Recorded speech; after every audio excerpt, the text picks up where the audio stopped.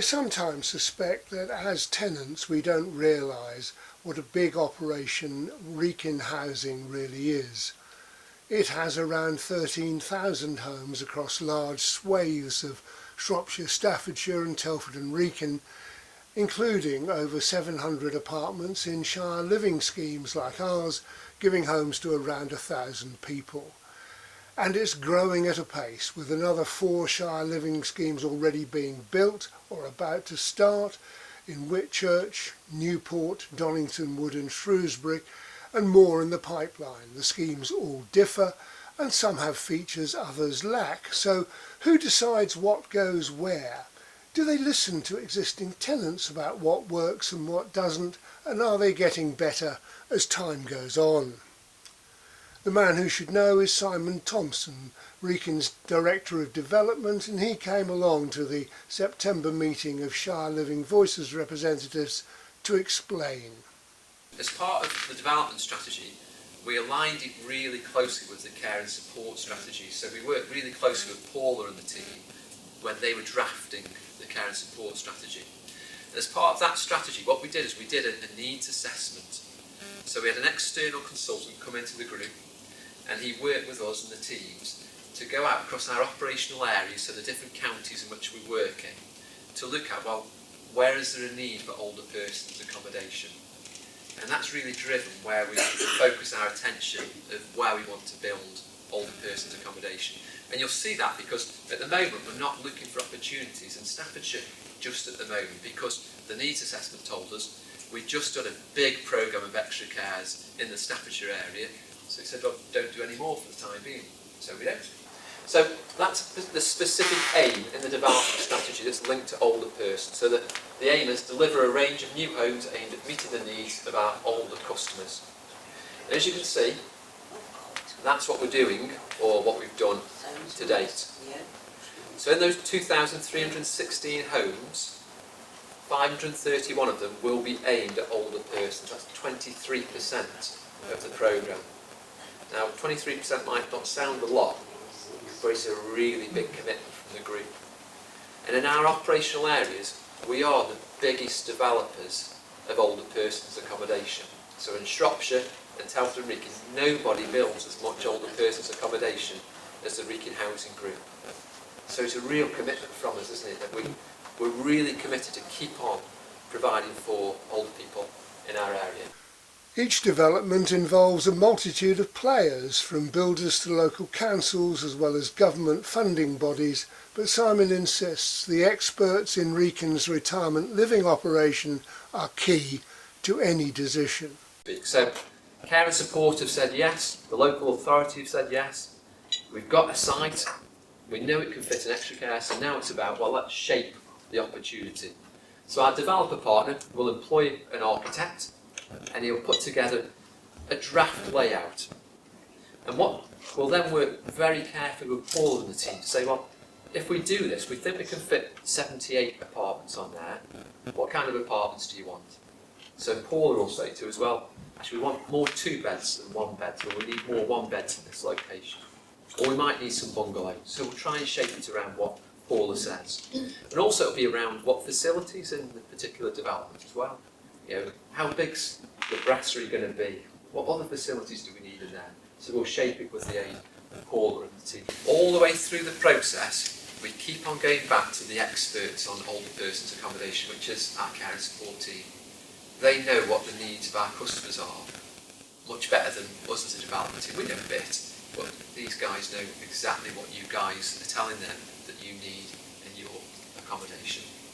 So the design then can just be amended and developed as we get more intelligence. And as we get that design more fixed, then the contractor will put a budget to it, they'll give us a cost for it, and then we can see if it works financially for us as a group. Does it stand up? Does it stack up? Unlike ordinary homes for rent, the Shire Living schemes get lots of checks before tenants move in.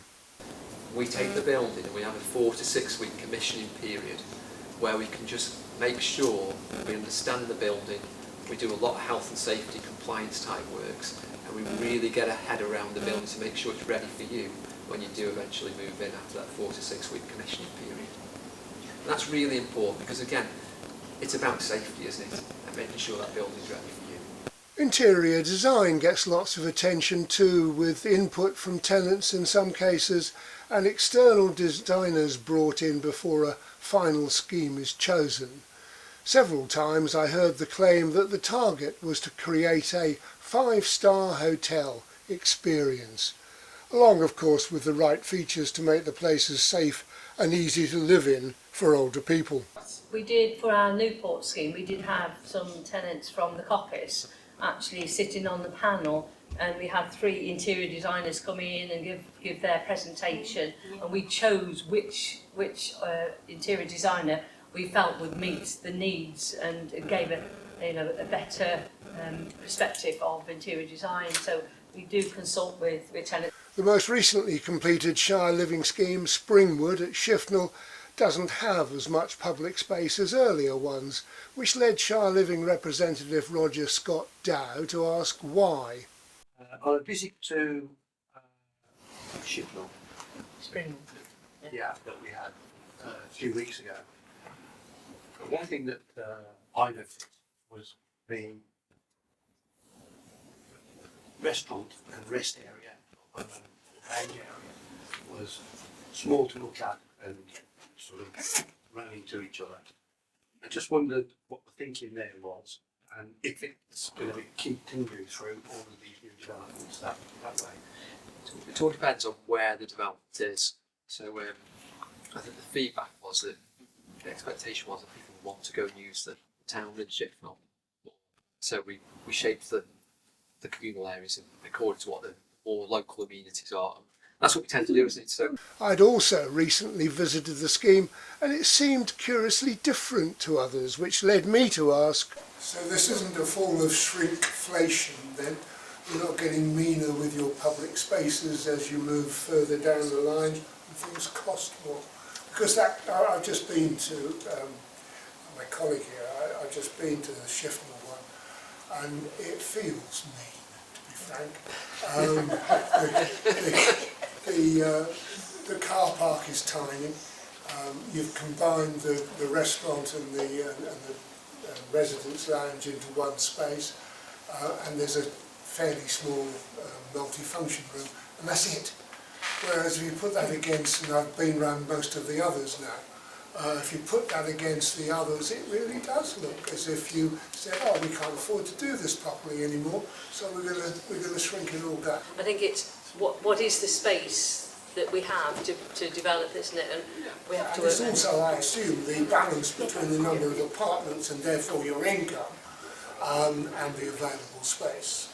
Because you're going to give priority to bring in the right amount of money. I think what's challenging as well is that the footprint that you get is the footprint, and we have to make sure that we're providing everything that we think that our customers want at that particular time as well. So it can be quite challenging. So we have conversations with architects that perhaps might put a laundry facility on the ground floor where you have to walk through the resident area. Well, we wouldn't want that, and I'm sure our tenants wouldn't want to be able to be walking through with your laundry. So at that time we have to make decisions around the space and the size and the best that we can offer with that space.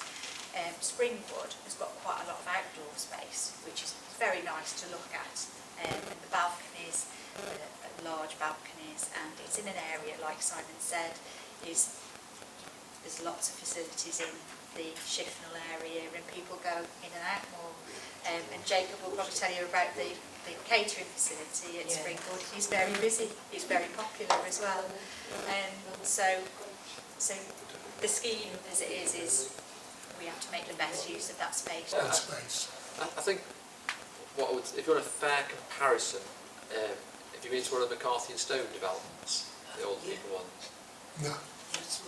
Now I tell you what, you pay a lot of money for McCarthy and Stone. It's like high end, apparently. But I tell you, the communal facilities there, ours are 5-star comparison. Interesting. Paula Reynolds discussed the ways in which existing tenants influenced future developments by their feedback on what worked and what didn't in their own homes, which led me to suggest it should be a two-way process, and improvements made in new schemes should be considered in existing ones. Yeah, and there will be, because there'll be a programme of works around replacement and renewal and things like that, so that will happen. The difficulty that we have though is we're working on these schemes probably 3 years prior to them actually being ready for us to be able to allocate and let, which means everything changes. Technology changes, legislation changes, and so sometimes we have to adapt along the way, which does make that a challenge. I mean, but that's no different to what any other housing provider that builds extra care experience. So, you know, they are big, complex buildings, there's no doubt about it. So, An interesting overview of Wrekin's development ambitions, and it now seems clear there are more Shire Living schemes to come in future as the numbers of older people continue to grow, as long as money is still available from central government and while local authorities see these developments as a crucial part of the solution to housing older people.